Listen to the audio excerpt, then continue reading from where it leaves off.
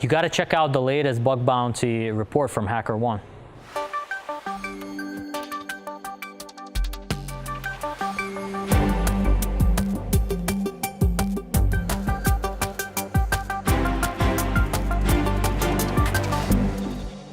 I hear you have a story about bug bounty changes. So HackerOne recently released a report about the statistics from their bug bounty program. So it's a company that provides, I guess, like a platform for other companies to crowdsource hackers to report bug bounty statistics to them. So they looked at data from May of 2017 through April 2018, so probably the last 12 months or so. And one interesting statistic is that 116 bugs that were reported on their platform were worth over $10,000, and that's actually up 30% from 2016. One of the things they noticed, which is another interesting thing, is that critical vulnerabilities were starting to get paid out much higher.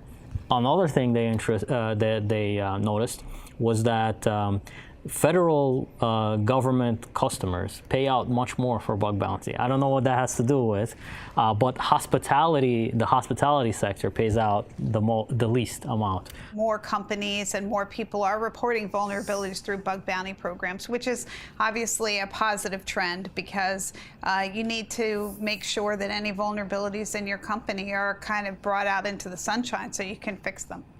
So it is a way to help people do responsible disclosure, and it surely provides a great source of, I guess, income for security researchers, as well as giving a benefit to these organizations.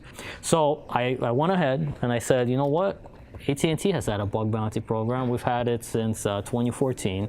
So I went to our bug bounty webpage, and I try to come up with some statistics just that are publicly available. So on our Hall of Fame, we have, over the years, since 2014, 300 submitters approximately.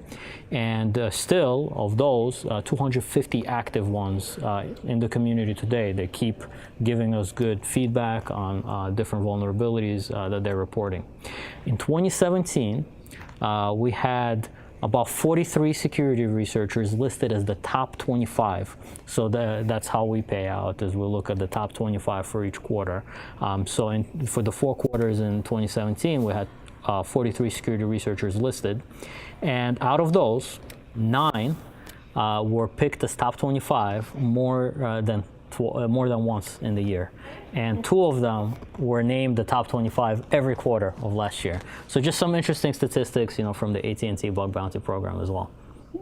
I actually like the idea that the government is paying more, and I know you're saying that you're targeting them, but it's great that they pay more, that people can actually go out, find the information that some part of the government systems, like Department of Defense or something, is actually a vulnerability, and they pay for it. So I actually like that. Yes. I know you say that they target them, but maybe it's the good guys who are actually getting the money. So hopefully, Yeah. I mean, Department of Defense in general probably gets targeted by good guys and bad guys, Right. And so it's nice to have an outlet for responsible security practitioners to report these vulnerabilities.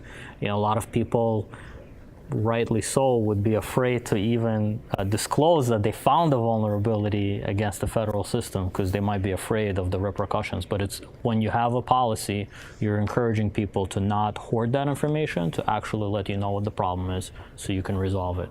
The more prepared you are, the better policy that you have, the more likely you are to stay secure and safe and protect customer information. I knew bug bounties were gaining in popularity. I didn't know how lucrative they were. I think there was a stat in the report that some of the top earners in some countries make up to 3 times the median salary of typical software developers. So I really had no idea how much money, if you can almost make it a career if you want. Yeah, and just looking at our own program, you could see that a lot of the security researchers have made it a career. They come to us and report vulnerabilities over and over again. Well, I think the major thing is if you don't have a well-publicized bug bounty program, you probably need to put one in place if you're any decent-sized enterprise. And then the other thing is you need to have the ability within your own company to find those sources of where that vulnerability is and get rid of it. That's the whole point.